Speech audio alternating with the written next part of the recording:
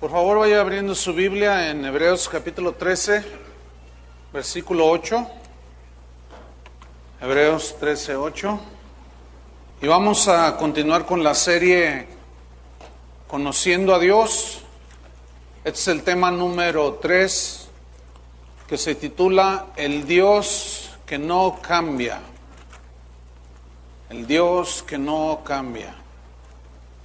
Hebreos 13, versículo 8. Dice así: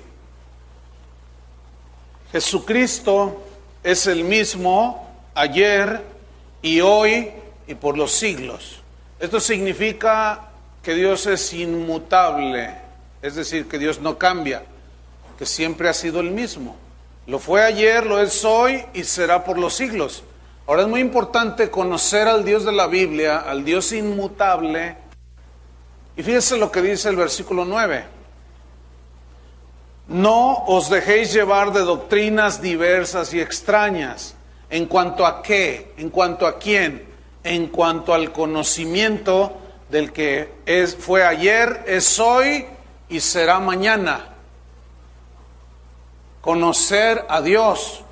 No se dejen pues llevar de doctrinas diversas y extrañas, porque buena cosa es afirmar el corazón con la gracia.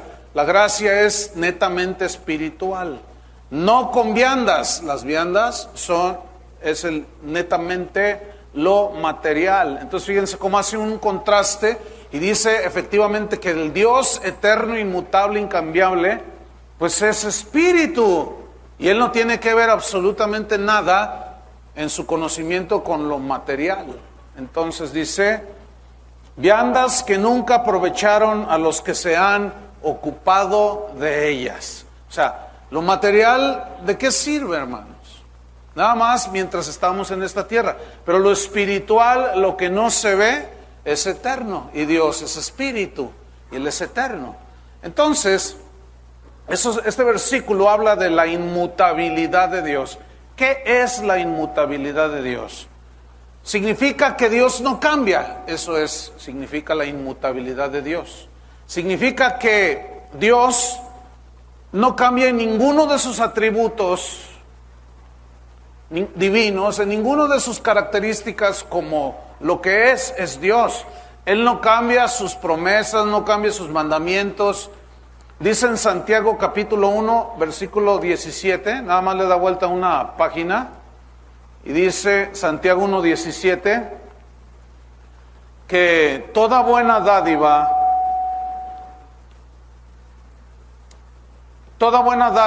y todo don perfecto, ¿qué? Desciende de lo alto, del Padre de las luces, en el cual, ponga atención, en ese Dios invisible no hay mudanza. Significa que Dios no cambia. Pero también dice, no hay mudanza ni sombra de variación. Es decir, Dios no es voluble, como usted comprenderá. Dios no dice que te ama y mañana ya te ama menos. Dios no baja ni rebaja sus atributos, ni los aumenta. Él es el que es y punto. Entonces, Dios es imposible que cambie. Él no cambia. Él es el Dios incambiable en medio de los tiempos cambiantes. En toda la historia de la humanidad cambian las cosas, cambian las filosofías, cambian los pensamientos, cambian las estrategias, cambia, todo cambia, pero menos Dios. Dios no cambia. Él es incambiable. Él no aumenta su poder, tampoco lo disminuye. Cuando Dios manifiesta su poder, no lo desgasta, ¿sí? Él no envejece, tampoco rejuvenece. Él no se enferma de Alzheimer. Al no hacerse viejito, pues imagínese a Dios: oye, Gabriel, ¿dónde estoy? Imagínese. Qué bueno que Dios no es así, ¿verdad? Dios es inalterable en su santidad. Siempre ha sido un Dios santo. Él es insobornable En su justicia nadie lo puede comprar a Él. Su amor no varía, su amor es constante, ni aumenta ni disminuye. Su sabiduría no crece ni disminuye. Nadie fue su consejero. Él no se enferma. Él es un Dios que nos sana a nosotros.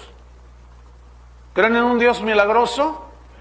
Pero hay muchos que solamente ven ese aspecto de Dios como un Dios milagroso. Y si es un Dios milagroso, y hace muchos milagros y señales, pero eso en el aspecto del conocimiento de Dios, eso es una ínfima parte de quién es Dios. Necesitamos conocer a Dios en la dimensión que más podamos nosotros hacerlo. Ahora bien, si Dios no cambia, entonces ¿por qué hay expresiones en la Biblia como que Él se arrepintió y que Él se cansó? Mire, vamos a ver en Génesis capítulo 6.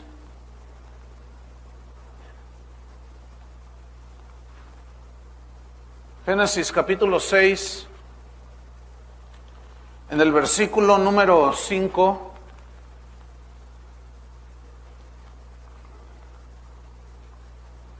Dice, y vio Dios que la maldad de los hombres era mucha en la tierra, y que todo designio de los pensamientos del corazón de ellos era de continuo solamente el mal.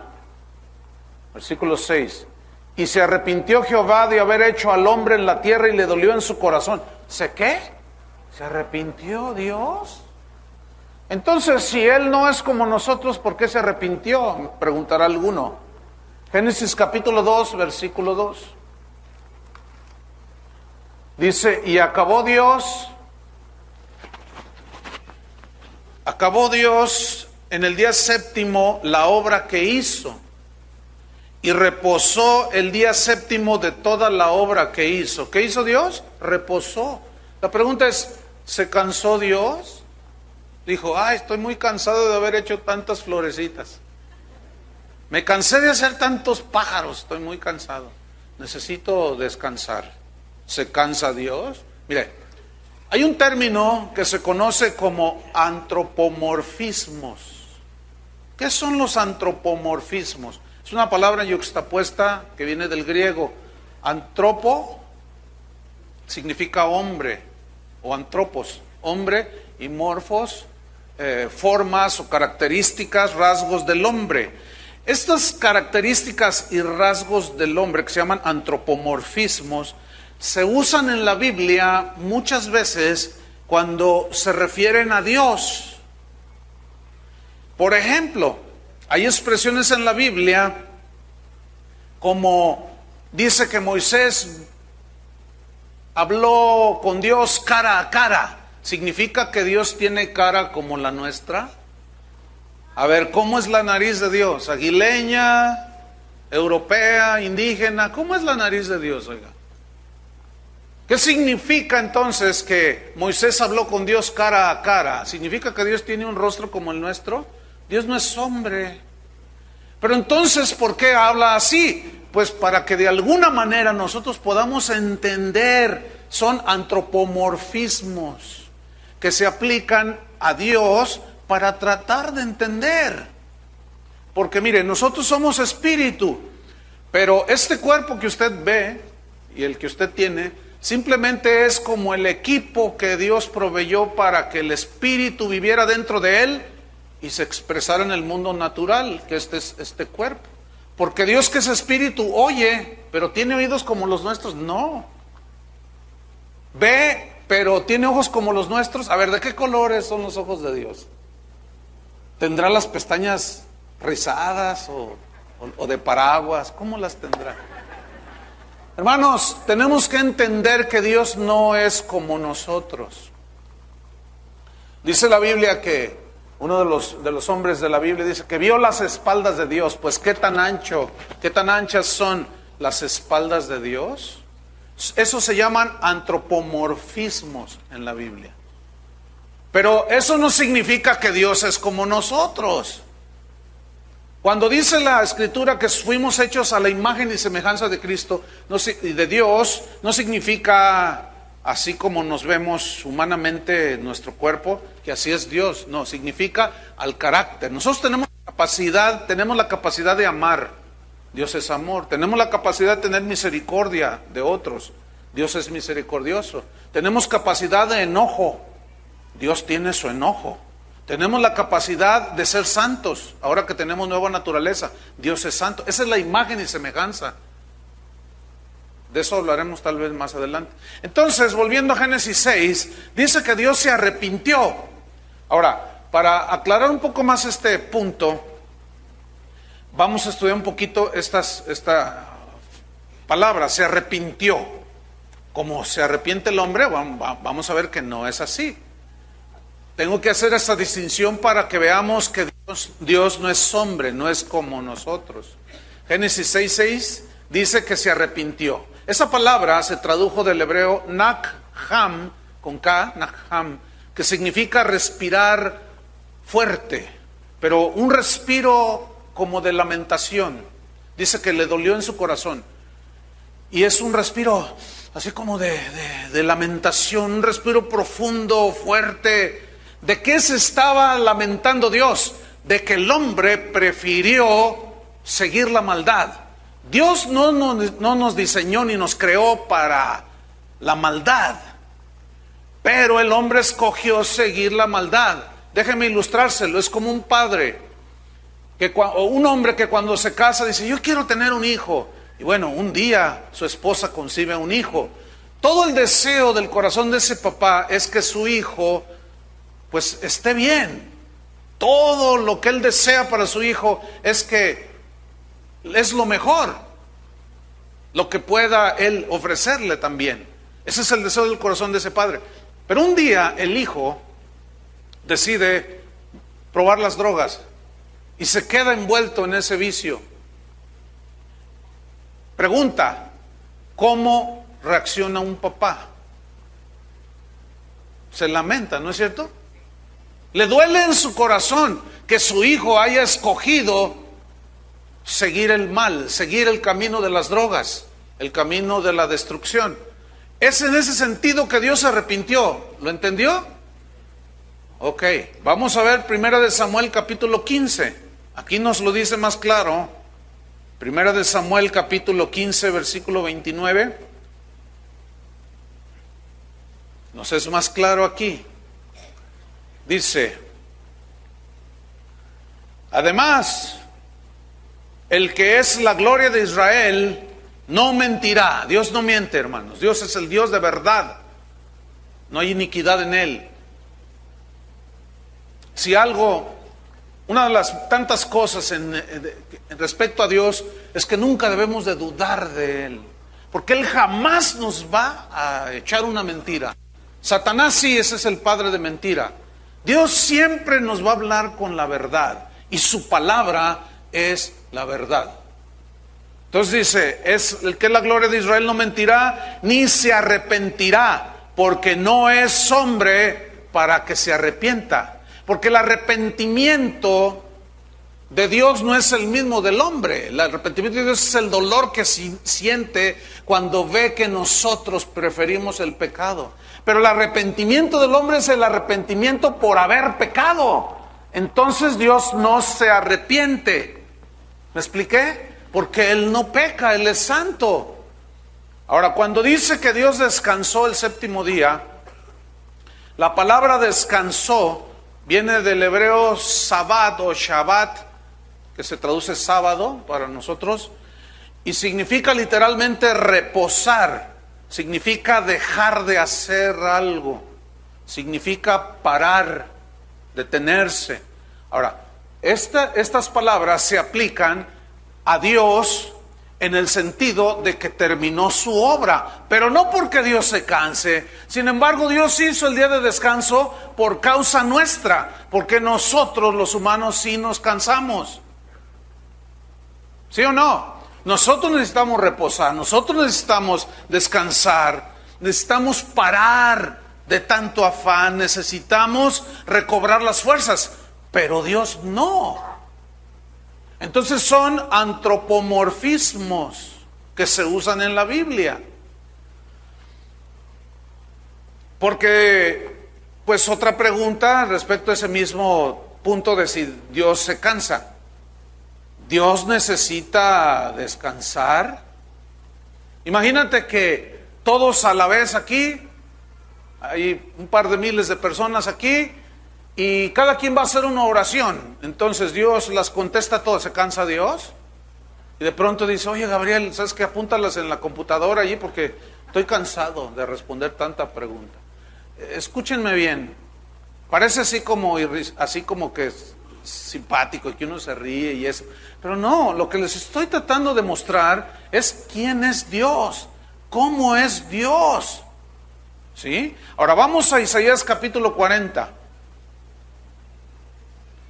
Isaías capítulo 40, versículo número 28.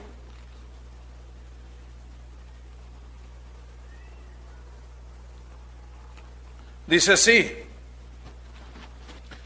no has sabido, aquí este verbo yadás, que se tradujo sabido, significa conocido, entendido, discernido. Entonces, no has conocido, no has discernido, no has oído, y aquí oír significa oír inteligentemente, con atención.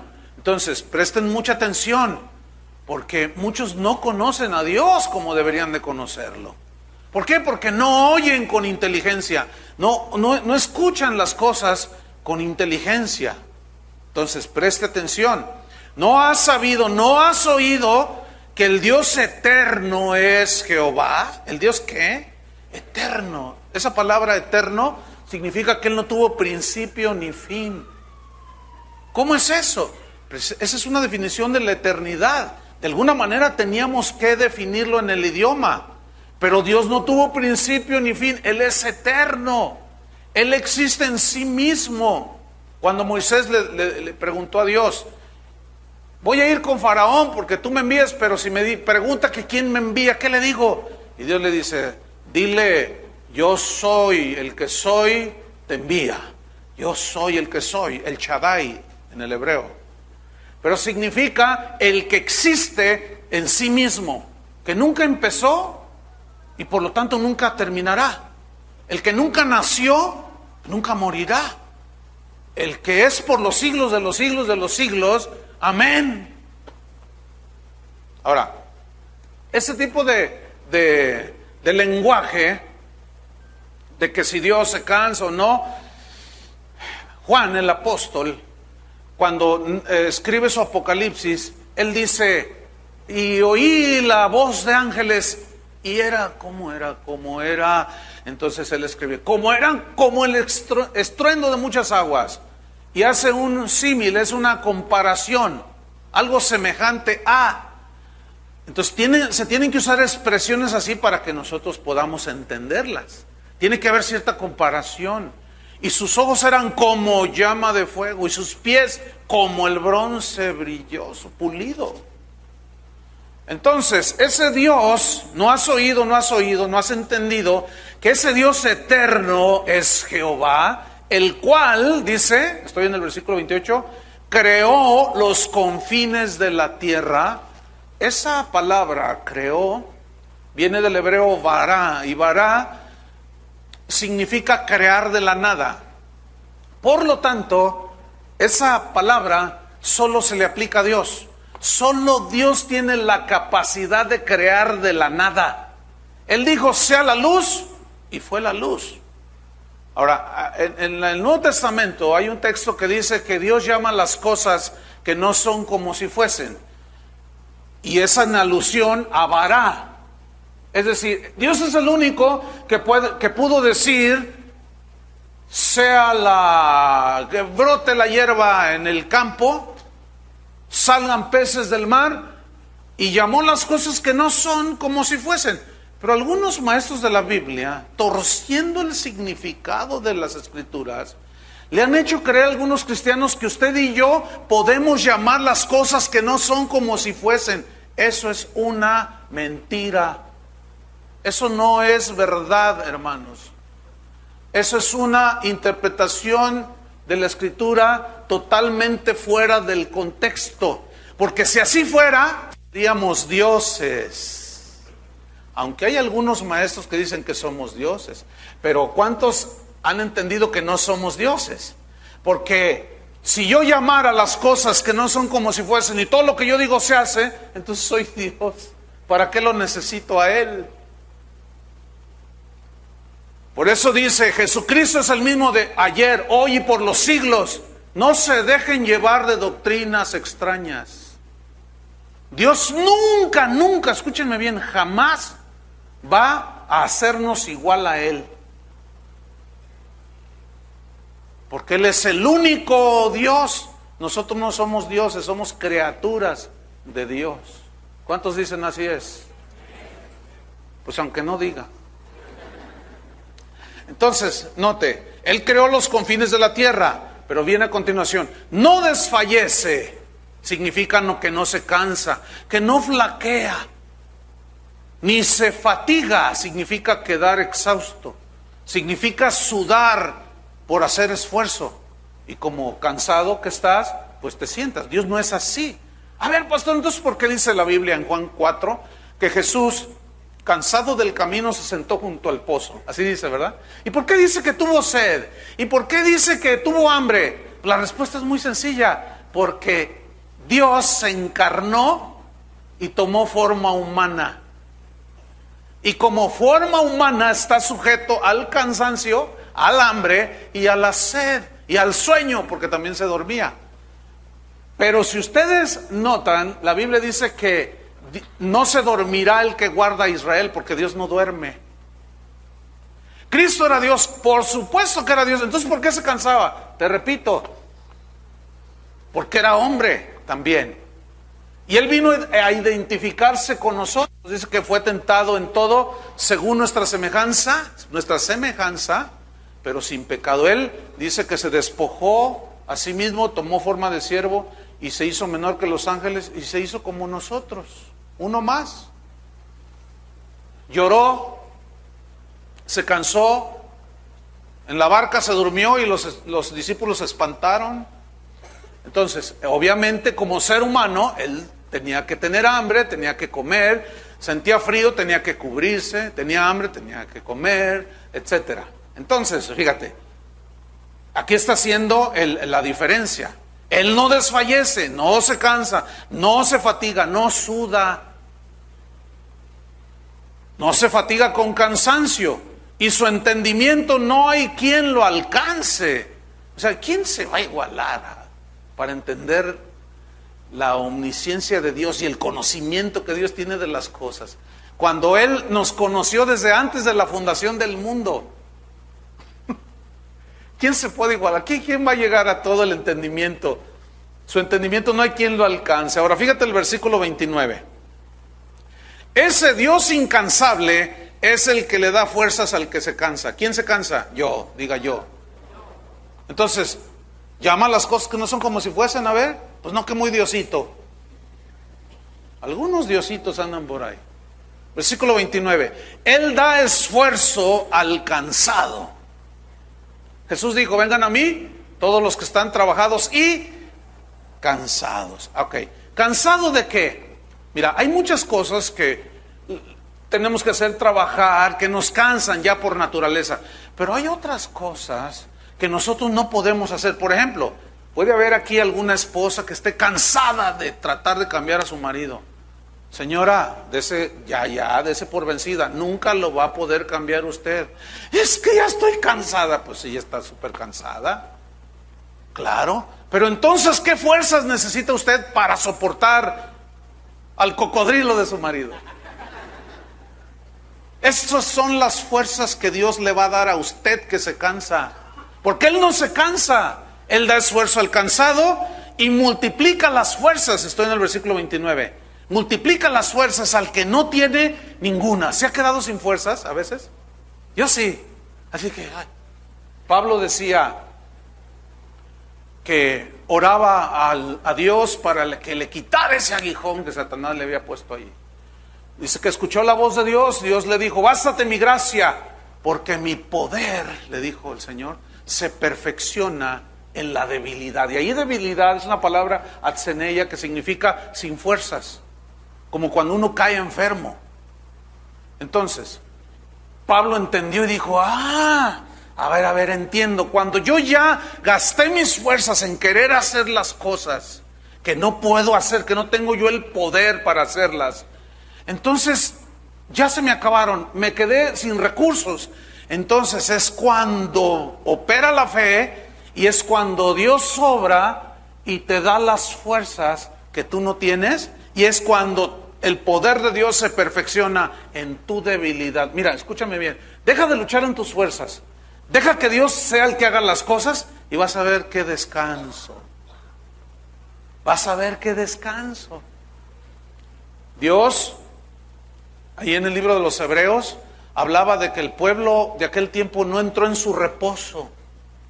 ¿Qué era en su reposo? Dejar que todo lo hiciera Dios, todo lo imposible. Porque lo posible que es trabajar y hacer ciertas cosas, pues nosotros debemos hacerlos. ¿A poco crees que te sientes ahí en la mesa y sírveme Dios? ¿Cómo que sírveme Dios? Pues tú haz la comida, no sea floja, señora. Cuando menos compre un pollo, pero prepárelo. No diga, Señor, ven y córtame el pollo. Entonces, no se fatiga, dice. Él les da esfuerzo al cansado. Entonces, como Él es el infatigable, Él da fuerza, multiplica las fuerzas al que no tiene ninguna. Del versículo 30, los muchachos se fatigan y se cansan. Pues no, que muy Superman. No, que yo estoy muy fuerte. Los jóvenes flaquean y se caen. Ahora, hay algunos flaquitos, pobrecitos, todavía flaquean los flaquitos y se caen.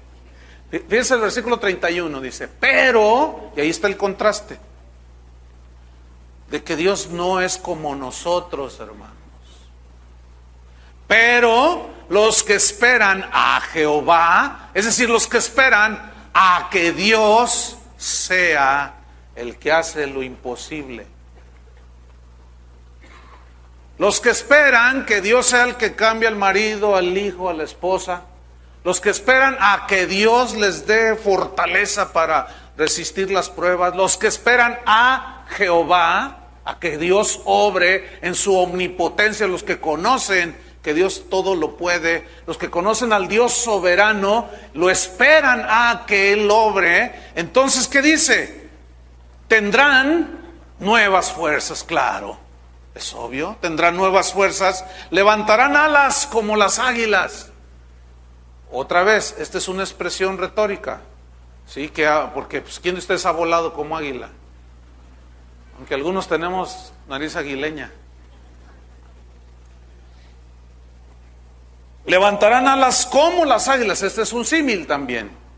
Correrán y no se cansarán. Caminarán y no se fatigarán. Y alguno diría, hubiéramos ido a las Olimpiadas aunque sea ganar una.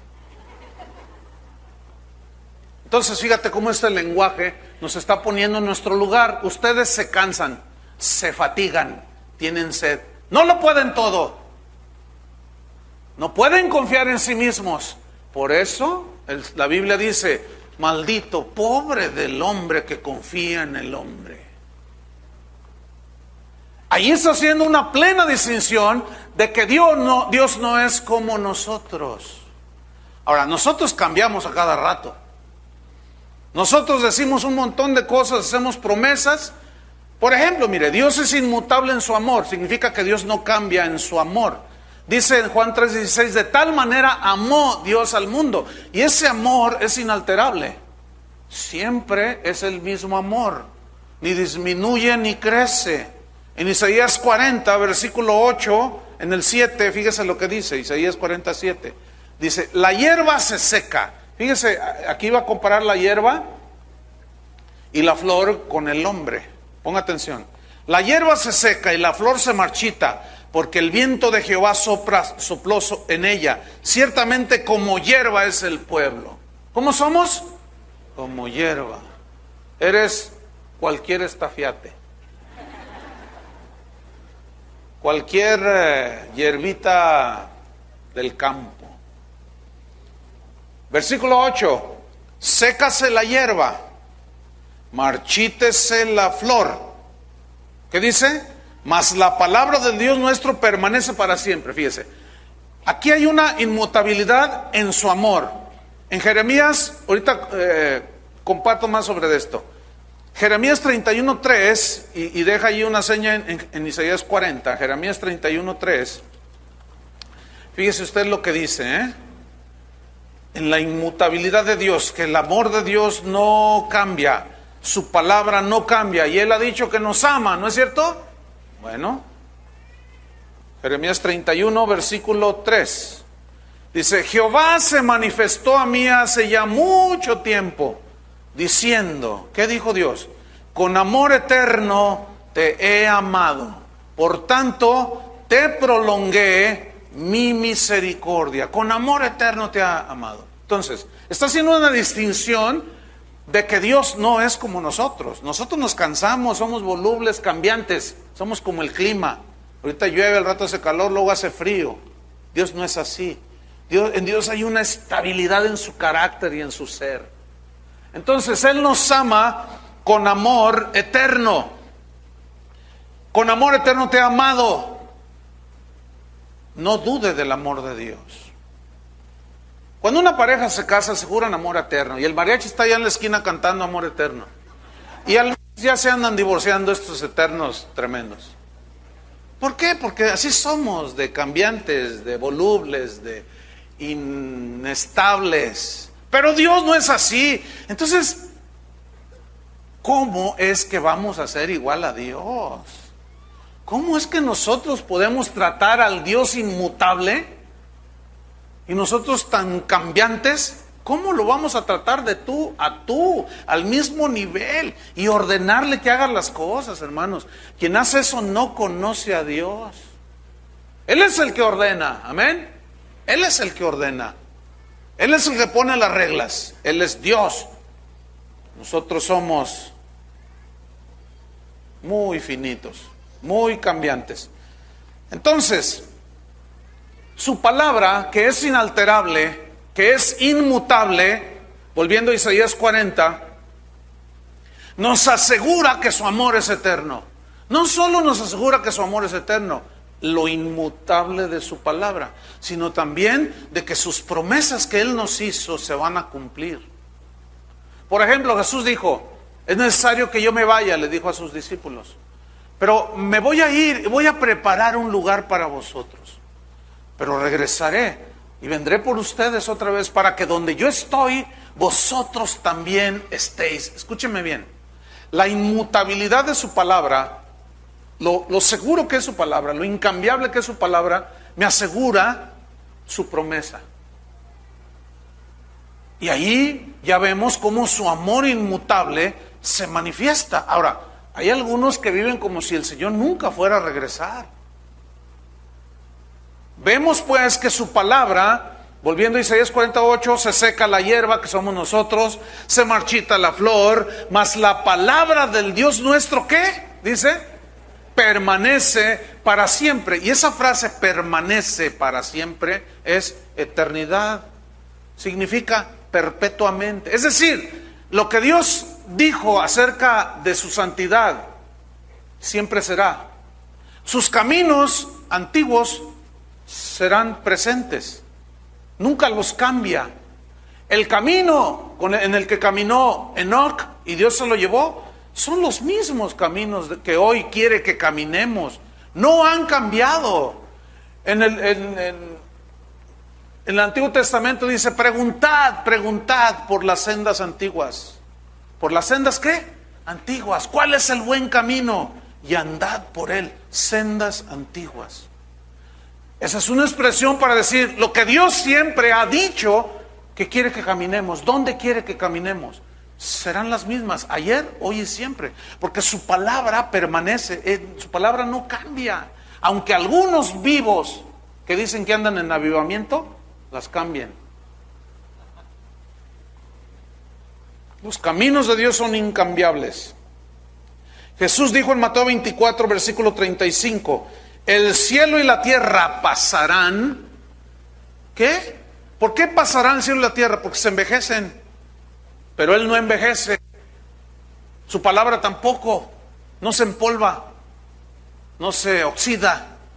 Es su palabra eterna, es su autoridad mostrada en lo que Él dijo, que está escrito aquí en este libro. El cielo y la tierra pasarán, pero mis palabras, dijo Jesús, y eso asevera que Él es Dios. Pero mis palabras, ¿qué? No pasarán. Y esa frase no pasarán significa siempre es eterna su palabra. Entonces, si es eterna su palabra, Él nunca la va a cambiar. Siempre será la misma. Aunque, repito, hay algunos vivos que la han querido cambiar. Pero esto no es nuevo. Vaya conmigo a Gálatas capítulo 1. Gálatas capítulo 1. Después de 2 Corintios. Esto no es nuevo, hermanos. Esto siempre ha existido. Pero Dios sigue diciendo, mi palabra, esa no pasará. Esa es siempre vigente. Gálatas 1:6. Fíjese lo que dice. Estoy maravillado, decía San Pablo. Estoy sorprendido. Maravillado de que tan pronto, ponga atención, os hayáis alejado del que os llamó por la gracia de Cristo. A ver. Los cristianos gálatas se habían alejado de Dios, que habían sido acercados por Cristo. Eso es lo que dice allí. ¿Cómo es posible de que tan pronto se hayan alejado del que os llamó por la gracia de Cristo para seguir un evangelio diferente? ¿Un qué? Un evangelio diferente. Es decir, lo que Pablo está diciendo aquí es lo siguiente: que todo aquello que diga el apóstol Armando Negocios de la Cruz, que no esté en las Escrituras, y aunque diga cosas que las maquille con 1 o 2 versículos, tenemos que ser muy listos como los de Berea, que Pablo les predicó y escudriñaban cada día las Escrituras para ver si lo que decía Pablo era verdad.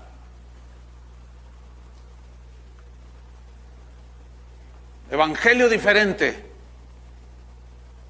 Si dice el apóstol, el profeta, yo ni vi la luz, que ese es el nuevo camino del Señor. ¿Cuál nuevo camino del Señor? Espérame, ¿cuál? No, y que la profetiza, soy la becerra Gold. Esa dijo que no sé qué y quién sabe cuántas cosas hace. Pero lo que dijo, ¿dónde está en la Biblia? Bueno, no está, pero está poderoso el asunto. Espéreme. Hay muchos evangelios diferentes. Pregunto, bueno, antes de adelantarme, versículo número 8. Fíjense lo que dice Pablo. No, en el 7. No que haya otro. Uno evangelio en toda su esencia, solo hay uno. ¿Estamos? Ok. Sino que haya algunos que os perturban y quieren pervertir el evangelio de Cristo. ¿Qué había? Algunos que perturbaban el evangelio de Cristo. Pregunta, ponga atención, pregunta. Si en los tiempos de Pablo había algunos que querían pervertir el evangelio de Cristo, pregunta, en el siglo XXI habrá algunos por allí que anden hablando que están pervirtiendo el evangelio de Cristo, ¿sí o no? Ese niño tiene fe. Por supuesto que sí, pero si la Biblia nos da una advertencia, ¿por qué les molesta a algunos cuando se denuncian los falsos maestros? ¿Qué no dijo Jesús? Guárdense de los falsos profetas. ¿Cómo nos vamos a guardar si no sabemos quiénes son y lo que están diciendo? Pero es evidente que en este pleno siglo XXI la iglesia de Jesucristo ha sido permeada, ha sido traspasada, invadida por un montón de doctrinas que no tienen sustento bíblico. Son otros evangelios, es otro Jesús al que predican. Hay predicadores que dicen que como Dios es amor, todo te va a ir bien. Y si tienes algún tropiezo, alguna prueba, es el diablo, dicen. Ese es otro Jesús. Si de lo que nos aseguró Jesús es que en el mundo tendréis, ¿qué? Aflicciones. Es otro Jesús. Es otro evangelio. Perturba la mente, el corazón, la visión espiritual de los que oyen esos evangelios. Pero yo nada más quiero recordarles que el evangelio es uno solo. Y es el evangelio de la gracia. Pero esa gracia no debe de llevarnos al libertinaje. Ese es otro evangelio. Tiene que haber un equilibrio. Entonces sigue diciendo, versículo 8, mas si aún nosotros, o Armando, o la profeta Zoila, o el que sea, dice Pablo. Fíjate cómo dice él, mas si aún nosotros, y yo aquí digo, mas si aún yo, el pastor de casa de oración, mas si aún yo, aún nosotros, o un ángel del cielo, por más hermoso que esté, por más bonito que toque el arpa, y por más milagros asombrosos que haga, escuchen lo que dice, si uno de nuestros, o un ángel del cielo, os anunciare, os proclamare, predicare otro evangelio diferente del que os hemos anunciado, está bajo maldición. Eso significa anatema. Lo cual me está asegurando otra vez que la palabra de Dios es inmutable, es incambiable. Dios dice que el que se muere sin arrepentimiento, habiendo rechazado a Dios, se va al infierno. Pero si sale el profeta Armando Negocios de la Cruz diciendo que él puede sacar del infierno a los que se fueron sin Cristo, porque el que tiene fe todo le es posible, ¿le vas a creer? ¿Y por qué algunos creen? Porque no conocen a Dios. Por eso. Versículo 9. Como antes hemos dicho, también ahora lo repito, y yo se lo repito de nuevo. Si alguno os predica diferente el evangelio del que habéis recibido, ¿qué? Sea, ¿qué? Anatema. Se los he dicho y se los voy a volver a repetir como dice aquí. Todo aquel que te pide una cantidad a cambio de un milagro es un evangelio pervertido. Ese no es el evangelio de la Biblia. La Biblia jamás te pide dinero a cambio de un milagro. Bueno, ¿por qué estos vivos que andan en avivamiento sí piden dinero a cambio de milagros? Ahora, ¿suceden milagros? Sí. Sí suceden. Pero ¿será el evangelio de la Biblia? No es, discúlpeme, querido hermano. Pero es que pacte con Dios. ¿Dónde está pacte con Dios por una cantidad y yo oro para que Dios les responda? ¿Dónde está? Ese es otro evangelio. Está corrompido y perturba su mente, perturba su espíritu. Y esa gente, escúcheme bien, no lo digo yo, lo dice la palabra de Dios, está bajo maldición. Yo no lo digo, ahí están las escrituras. Aunque esto no les gusta a algunos, pues ni modo, ¿qué quieren que haga? Yo nada más les estoy explicando lo inmutable de la palabra de Dios. Nadie la puede cambiar. Apocalipsis se defiende también. Cualquiera que añadiere o quitare, yo también lo voy a fulminar, dice el Señor. Nadie se atreva, sin embargo muchos se atreven, como en los tiempos de Pablo. Entonces, escuchen hermanos, por más bonito que suene un mensaje, si está torcido, por eso tenemos que conocer al Dios de la Biblia y la Biblia. Por más bonito que hable y todo lo que sea, yo hermanos, en lo particular, yo me quedo con la palabra inmutable de Dios, con el evangelio viejo. Fíjense, ayer un joven, qué cosa, me dice, oye pastor, fíjate que me fui de vacaciones por ahí, ¿no? Porque luego digo algún nombre y luego ya dice, ay pastor, me escriben, no, usted siempre dijo que tal ciudad y acá todos somos santos, acá nadie falla, dice. Entonces me dice, pues me fui de vacaciones, pastor, y pues coincidió allí en la iglesia donde va mi familia, que pues había un campamento de jóvenes y me invitaron, y estaba un predicador fulano de tal, y me dijo el predicador, en este caso no es necesario que lo diga el nombre, y entonces me dice, Yo me le acerqué, hola, lo saludé y me dice, ¿tú de dónde eres? Dice, yo vengo de Guadalajara, yo soy y dice, ¿dónde te reúnes? Dice, pues en casa de oración. Y pone la cara así el predicador, ¿no? Y que empieza a decir cosas. No, sí, ay, sí que la predicación de la Biblia, ay, sí que la predicación de la Biblia, ay, sí que la palabra de Dios. Entonces le dije, sí, eso te dijo. Dice, bien. Y yo lo conozco. Lo que pasa es como Armando Negocios de la Cruz. O sea, son compadres. Pues obviamente no le gusta al tipo no le gusta. Entonces, fíjate, le dice, estaba otro por ahí escuchando y le dice, oye, pues ¿qué predican en tu iglesia? Entonces le dice, predican esto y esto otro. Y le dice, oye, ¿eso es un evangelio nuevo? Fíjate nomás.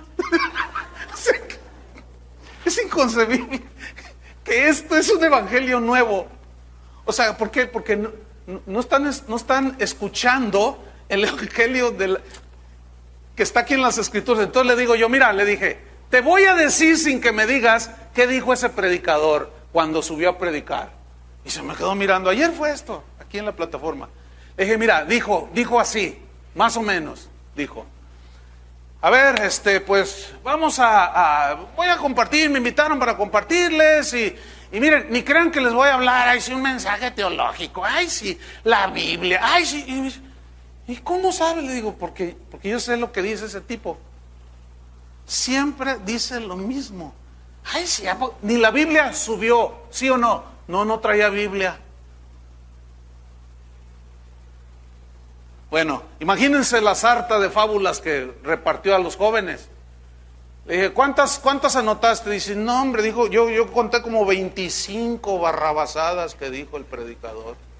Y un chavo de 20 años, hermano. Yo me quedo y me sigo quedando con este viejo libro. ¿Ustedes qué van a hacer? Porque es el Dios inmutable, incambiable, y su palabra es incambiable. Es inmutable, no cambia, aunque algunos la quieran cambiar. Yo me quedo con lo viejillo. Las demandas de Dios también son inmutables, son incambiables. Él nunca va a disminuir ni aumentar el precio de ser su discípulo. Dios no es tianguista. No vende en el tianguis, en el mercado, en la calle, donde usted llega y ¿cuánto por esto? No, y le baja el precio. Dios nunca le va a rebajar el precio que hay que pagar por ser su discípulo. Él lo dijo claramente en Mateo 10:37. El que ama padre o madre, esposa e hijos, compadre, abuela, lo que sea, más que a mí, no es digno de mí. Oiga, pastor, pero se me hace un poco exagerado. Mire, Dios sabe todo, Dios sabe que yo lo amo, Dios sabe que yo quiero caminar con Él, pero pues mi compadre me echa carrilla, me hace, se burla de mí, me dice cosas y otro puede llegar, ay, pastor, ¿qué hago? Mi mamá me corrió de la casa porque me hice cristiana. Entonces, ¿qué hago? ¿Cómo que qué haces? Seguir a Cristo, ¿no? Esa es la respuesta obvia. Sí, pero ¿qué? Pero no puedes llegar a un arreglo con Dios respecto a que, bueno, ya que se muera mi mamá, entonces ya te voy a seguir. No, hermanos, el Señor nunca va a rebajar el precio que hay que pagar por ser discípulo de Cristo. Él lo dijo claramente. El que no toma su cruz, fíjense cómo lo dice crucero. El que no toma su cruz cada día, ¿su qué? Su cruz cada día, se niega a sí mismo, viene en pos de mí, no puede ser mi discípulo. Pero es que mi papá, hermano, no, a mí no me digas. ¿Qué tengo que hacer? Sigue a Cristo, pero se me van a echar encima todos. Eso dijo Jesús, ese es uno de los precios que hay que pagar. Y eso es incambiable, es inmutable, no es negociable. ¿Están entendiendo, discípulos de Cristo? Pues que llueve, truenen, como decimos acá, y que digan misa. Si tú has de seguir a Cristo, síguelo bien. No puedes estar entre dos pensamientos. Elías retó al pueblo de ese tiempo. y les dijo: no estén claudicando entre dos pensamientos. Si Jehová es Dios, síganlo, y si Baal es Dios, síganlo a él. Pero no estén con un pie aquí y otro acá, porque Dios a los tibios los vomita. ¡Uy, qué radical es usted! ¿Yo? ¿Yo o Dios? A ver, espérenme. No podemos ser medio santos, no podemos ser medio consagrados, no podemos ser medio cristianos. A ver, como que medio le paguen, como que medio se baña, como que dice: lléneme el tanque, y se lo dejan a la mitad y le cobran tanque lleno de gasolina. No, a nadie le gustan las medianías, pues a Dios tampoco. Y es innegociable sus demandas. Él nunca le va a bajar al precio que hay que pagar. Su justicia es inmutable, es incambiable. Es decir, que Dios, al ser inmutable en su justicia, que no cambia, es un Dios justo, es insobornable. Los jueces de la tierra se pueden corromper. Ofréceles unos dólares y se corrompen. No todos, obviamente, pero muchos de ellos. Lo cual habla de la debilidad del ser humano. Pero con Dios no es así. En Números 14, versículo 18, mira lo que dice. Números 14, 18. acerca de su inmutable e incambiable justicia. Dios es insobornable. Pero ¿sabes que odia el soborno? Dios es incorruptible. Y por lo mismo, ¿sabes que odia la corrupción?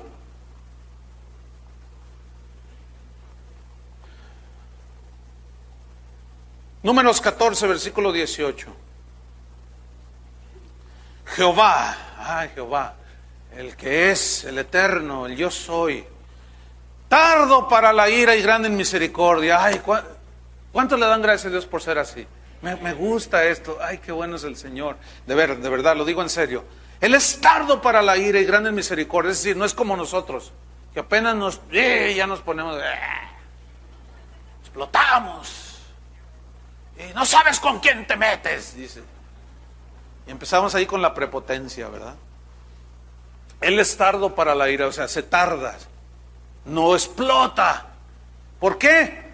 Porque es un Dios paciente, pero es grande en misericordia. Fíjate eso, grande. Ya veremos ese atributo de Dios, misericordioso. Él es grande en misericordia, se apiada de nuestras debilidades, de nuestros errores, extiende su misericordia porque es grande. Ay, qué bueno es eso. Si no, ¿dónde estuviéramos hoy, hermanos? Sus misericordias son nuevas cada año. Cada día son nuevas sus misericordias. Grande es su fidelidad, decía Jeremías. Grande, grande, grande. Ahora sigo leyendo. Que perdona la iniquidad y la rebelión. Ay, Señor, gracias. David, cuando pecó con Betsabé, cuando Natán fue a decirle su pecado, dice la Biblia que David oró lo que es el Salmo 51. Ten piedad de mí, oh Dios. Fue un arrepentimiento genuino. Y la Biblia dice que si confesamos nuestros pecados, ¿qué? Él es fiel y justo para perdonar nuestros pecados y limpiarnos de toda maldad. ¿Él es qué? Ese es otro rasgo de Él. Él es fiel y justo. Significa, pongan atención, fiel y justo significa que lo que Él dijo lo va a cumplir. Si dijo que si te arrepientes y confiesas te perdona, Él lo va a hacer, punto. El asunto es que nosotros lo creamos. Ese es el problema. El problema no está en Dios, sino está en nosotros, de que a veces cuando pecamos confesamos nuestro pecado, pero la condenación la traemos ahí encima y no nos apropiamos por la fe, el arrepentimiento, su promesa de perdón, y que Él olvida nuestros pecados y los borra. Entonces, ¿dónde está el problema? En nosotros. Por eso tenemos que conocerlo. Y cuando sabemos que Él es fiel, y si Él dice que si confiesas, te arrepientes y confiesas, te perdona, eso es exactamente lo que Dios hace. Dios es fiel y justo para perdonar. Ahora sigo leyendo. Que perdona la iniquidad y la rebelión. Borra mis rebeliones, decía David. Lávame más y más de mi pecado. Crea en mí, oh Dios, un corazón limpio.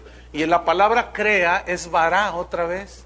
Es decir, el único capaz de crear un corazón limpio en nosotros, ¿quién es? Dios. Vea lo que viene a continuación del versículo. Aunque, aquí sí le aunque, fíjese. Aunque ¿qué? De ningún modo, por ninguna razón, no hay ninguna concesión. De ningún modo tendrá por inocente al culpable. A ver, ¿cómo está esto? Eso es exactamente. Es decir, fíjese, ponga atención. Sus promesas de amor incondicional que Él hace hacia nosotros no invalidan sus promesas de juicio. Su promesa incondicional de amarnos y que Él extenderá su misericordia no significa que no llegue a un límite con nuestra rebelión. Entonces su promesa incondicional de amor no invalida su promesa de disciplina, porque Dios al que ama, esa es una promesa de Dios también, pero esa no le llamamos promesa. Dios te promete que al que ama, ¿qué? Disciplina y azota a todo aquel que recibe por hijo. Porque qué padre es aquel el que que no disciplina a su hijo. Y si ustedes disciplinan a sus hijos, ¿cuánto más Dios? Dice el Dios eterno, el Padre de las luces. Entonces, fíjense, su amor incondicional, pero también es un Dios que no tiene por inocente al culpable. Entonces su justicia es innegociable. ¿De qué le sirve al hombre, dijo Jesús, ganar todo el oro del mundo, todo el dinero, si pierde su alma? Dice, ¿acaso podrá dar recompensa por su alma? Le va a decir a Dios, Señor, te doy mi casa de Puerto Vallarta, y la de Cancún, y la de Acapulco. Te doy mi motoneta, te doy mi Harley, y te doy mi auto, mi Jaguar, pero sácame del infierno, Señor. ¿Alguien podrá hacer eso? No, porque eso no es negociable. Es inmutable Dios en sus juicios, que son justos. Dios es imparcial, no se apantalla ni se deja deslumbrar por el dinero o la inteligencia de nadie, ni favorece a uno y desfavorece al otro. Dios es imparcial, así es Dios. Y en esa imparcialidad que es inmutable, al culpable no lo va a tener por inocente, ni al inocente lo va a tener por culpable, como suele hacerlo el hombre aquí en la tierra. Hay culpables que caminan en la calle como si fuesen inocentes, y hay inocentes que están encerrados como si fueran culpables. Y ahí otra vez se demuestra la corrupción del hombre, lo finito que es el hombre, lo limitado que es el hombre. Por eso no nos podemos nosotros comparar con Dios. Ni siquiera contarle hasta 3 o tronarle los dedos o decirle qué es lo que Él tiene que hacer. Repito, quien hace eso es que no conoce a Dios. Su santidad, hermanos, para irnos sobre el final, es inmutable, incambiable. Es decir, Dios jamás va a rebajar su estándar de santidad, jamás. Escúchenme bien, el Dios que tuvo un plan eterno de enviar a su Hijo a morir por nosotros para librarnos de la esclavitud del pecado, ¿permitirá que sigamos esclavos del pecado? Pues no. Eso significa que el estándar de Dios en su santidad nunca lo va a rebajar. Oiga, pastor, pero entonces esos pastores que le dicen a la gente, mire, váyase a un antro allí, llévese a su esposa, vaya con otras parejas, es más, yo lo acompaño, pues tomen, pero no mucho, fumen nomás uno no es ninguno.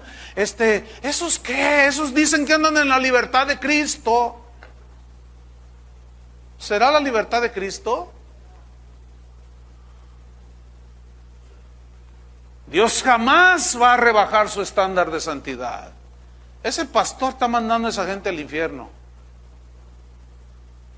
Y toda la eternidad le van a estar reclamando, por su culpa estamos aquí, pastor, por su culpa estamos aquí. Es que yo pienso que Dios no es tan malo como para mandar al infierno. A ver, espérame. ¿Tú no piensas que?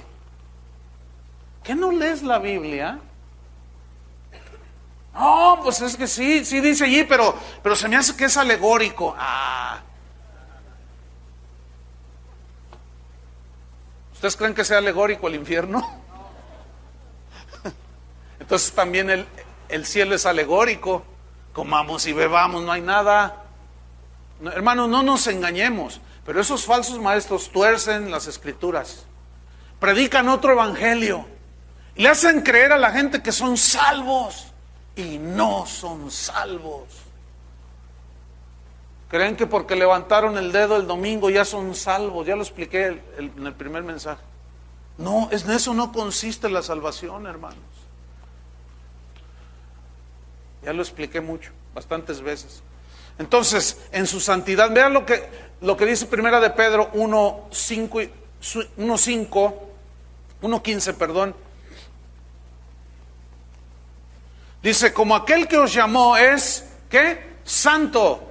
Sed santos en toda vuestra manera de vivir. ¿En qué? En toda vuestra manera de vivir. Fíjate, en tu casa, en tu carro, en la escuela, en el trabajo, donde quiera que estés, todo lo que hagas. ¿Qué dice que debemos de vivir? Una vida, ¿cómo? Santa. ¿Qué es vivir una vida santa? Apartada para Dios. Eso significa. Entonces dice, como aquel que os llamó es santo, sed santos en toda vuestra manera de vivir, versículo 16, porque escrito está, sed santos porque yo soy santo. Concluimos, no hay cambios en Dios. Él es el mismo ayer, de hoy y por los siglos. Jamás va a haber una sombra de variación en Él. Él es el que es y ya. Pero lo que Dios cambia es su trato con nosotros, porque de esa manera Él permanece inmutable en su carácter. Es decir, el Dios de amor también es un Dios justo. Es como el sol brilla con toda su luz, pero también su calor, ¿sí? El calor a la nieve, ¿qué la hace? La derrite. Y el calor al lodo, al barro, al fango, ¿qué hace? Lo endurece. Pero es un solo calor. Pero son dos operaciones o dos consecuencias que hacen los rayos del sol, el calor que emite el sol. Escúchenme, así es Dios. Es decir, que Él va a obrar como Él es, que no va a cambiar según nosotros nos comportamos. Por ejemplo, Jonás, Dios le dice, Jonás, ve y predícale a Nínive y diles que si no se arrepienten los voy a fulminar. Dice, no voy. Y se va. Dice, ¿no vas? No, ¿por qué me desobedeces? No voy, dice. Y se va.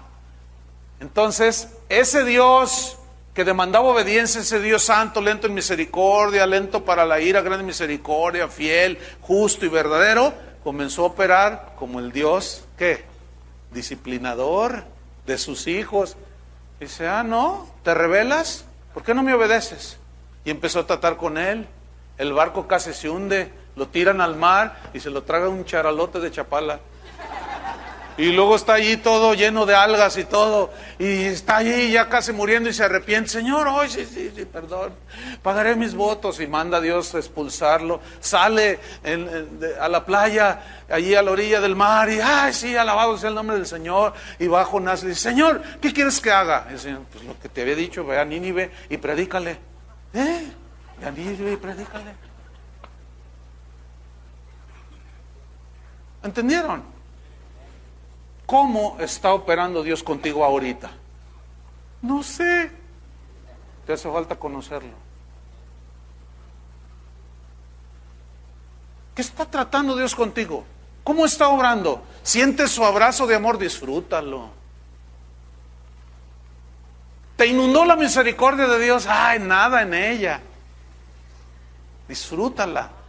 ¿Te está dando tus buenas nalgadas, tus buenos azotes, sóbate. Pregunta, ¿cómo está operando Dios ahorita en ti? ¿Conforme a qué? A lo que necesitas que Él se manifieste. El problema es que no lo conocemos. Cuando está obrando en justicia, cuando está obrando, cuando su paciencia ya llegó a un límite, cuando te está amando, cuando te está consolando. Ese es el problema. Que eso es lo que nosotros queremos aprender, ¿no es cierto, hermanos? Entonces, resumiendo, este conocimiento del Dios que nunca cambia, este conocimiento de la inmutabilidad de Dios nos trae una seguridad a nuestra vida, de que tú vas a caminar en esta tierra en tanto que Él viene o nos lleva como sea. Tú vas a caminar seguro, tanto que la gente te va a ver y te va a decir, oye, ¿qué tienes tú? Que ni las bombas de Morelia te mueven el tapete. No, bueno, pues no, pero ¿qué? ¿A poco no andas nervioso? ¿Que quieres ir a Plaza del Sol? Y dices, ay, no me van a tronar una bomba, no me van a tronar. No, pues yo ando seguro, total, pues si truena la bomba y yo ando por allí y ya me tocaba, pues bueno, pues ya. Ay, pero así tan fácil, pues sí. ¿O no? ¿Supieron del huracán que pegó ahí en el Golfo de México, ahí en el lado de Estados Unidos? Texas, Houston. Arrasó. Tengo unos amigos ahí y les mandé un correo, se quedaron sin luz y yo puse, hermanos, por favor, quiero saber cómo están, si acaso leen este correo, por favor, escríbanme. Y recibí respuesta. ¿Y cuál cree que era la respuesta? Dice, pastor, dice, qué grande es Dios, dice. Nos evacuaron y cerramos nuestra casita.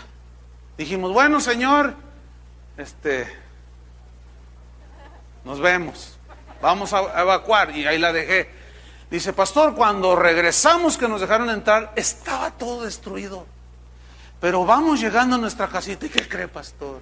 Y yo estoy leyendo ahí el correo. Dice, no le pasó nada a nuestra casita. Así como la dejé, pastor, ni un vidrio roto. Explícame eso. Ah, pero explícame que hubo muchos hermanos que les arrasó con la casita. ¿Por qué? No entiendo, pastor. No entiendes. No entiendo, pastor. Yo sé por qué no entiendes. Porque te falta conocer a Dios. Ah, entonces ¿por qué Dios a unos sí y a otros no? Porque tú qué sabes que los que les arrasó, ¿qué está tratando con ellos? ¿Tú qué sabes? ¿Y qué sabes que está tratando con el que le permaneció su casita? ¿Tú qué sabes? Tú preocúpate por cómo Dios está tratando contigo, porque ese Dios incambiable se quiere revelar contigo, para que tú lo conozcas, no solo sepas de Él, sino que lo conozcas. Entonces, el conocimiento de Dios en esto te va a dar seguridad. Cuando estés triste te va a dar consuelo. Él es el único que puede consolar en toda la extensión de la palabra. Él es el único que te va a infundir la esperanza que solo su palabra da. Pero sobre todo, ¿saben qué? El conocimiento de Dios va a infundir temor de Dios en nosotros. Yo no voy a estar esperando que mi esposa se pierda allí o que no me esté viendo para hacer cosas que no van con un cristiano. Porque sé por el temor de Dios y por el conocimiento que Él me está viendo, que Él está allí conmigo. Por lo tanto, tengo temor. ¿Tienes temor de Dios? Muchos se cuidan del alrededor, que no me vea mi esposa, que no me vea mi esposo, que no me vea mi mamá, dice el muchacho tonto. Cuando sí conociera que el Dios que todo lo ve, te está viendo. Pero el desconocer eso, te hace esconderte de todos menos de Dios, y cometemos muchos errores. Y sobre todo, hermanos, el conocimiento de Dios nos trae un compromiso con Él. No podemos estar jugando con Dios. Yo no puedo estar jugando con ese Dios que se reveló a través de Jesucristo. No puedo. ¿Cómo estar jugando con Él? Por lo tanto, Él nos demanda un compromiso, porque Él hizo un compromiso. Y el conocimiento de Dios me lleva a tener un compromiso con Él. a tratar de ser fiel y un serio compromiso. Jesucristo, hermanos, es el mismo ayer, hoy y por los siglos de los siglos. Amén. No se dejen llevar de doctrinas extrañas que tienen que ver con un Dios que no es el Dios de la Biblia. Por eso esta serie se llama Conociendo a Dios. ¿Cuántos lo quieren conocer más? Pónganse de pie. Vamos a hacer una oración bien dirigida. Levanta tus manos a Dios. Y aprovecha para estirarte.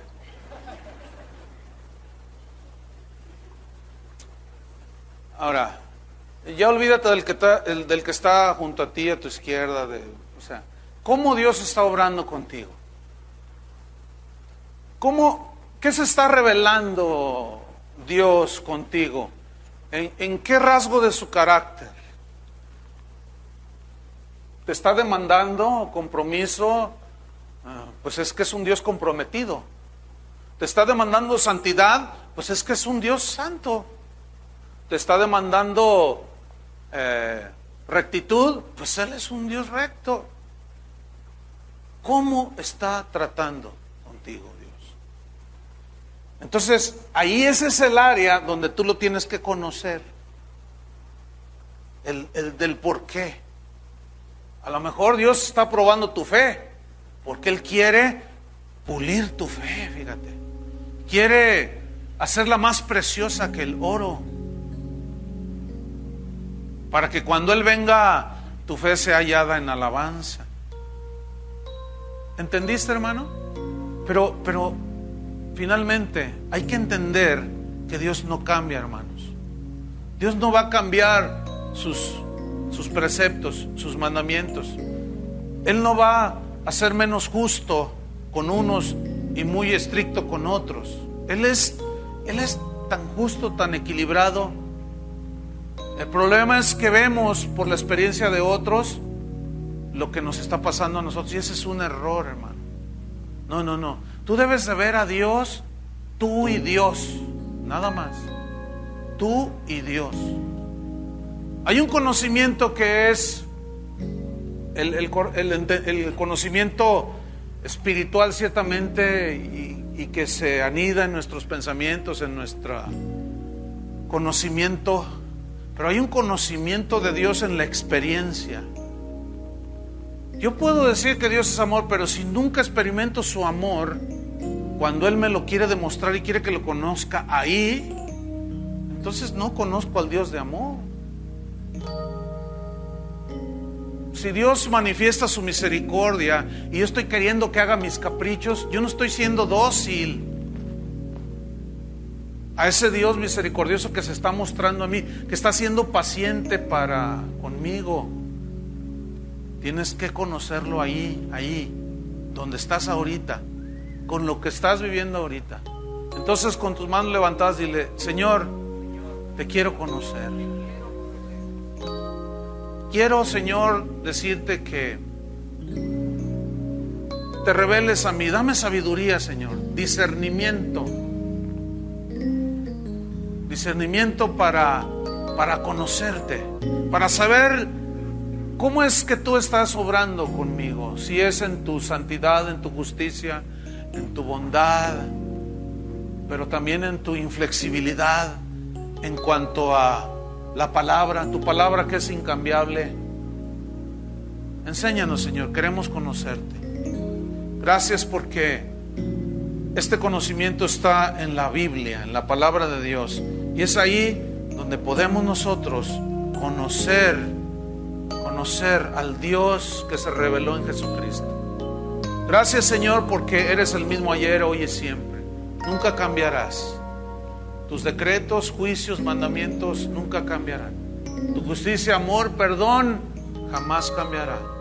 Tú eres el mismo siempre, Señor. En el nombre de Jesús, Padre, te damos las gracias, Señor. Amén. Que Dios les bendiga a todos.